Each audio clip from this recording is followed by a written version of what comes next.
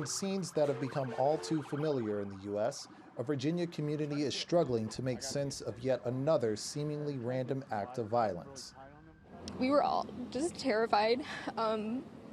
We almost kind of felt like it wasn't real, that we were in a dream. You hear this all the time on the news, but you don't think it's ever going to happen to you.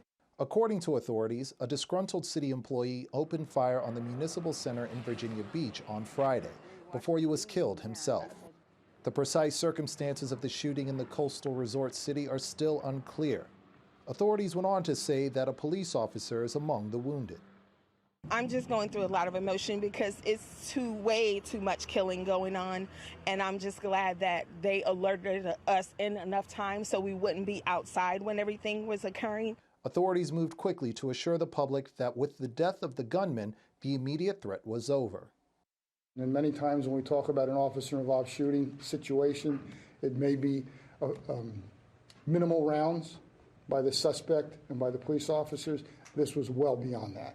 This was a long-term, the best I could describe it, is it was a long-term gun battle for police officers. Small comfort for the friends and family of the victims. This is just a horrific day, and a lot of people are on the scene here, and just our thoughts are for these victims and their families, and we're working with our law enforcement, our first responders, our folks at the hospital, and just making sure that we take care of everybody right now.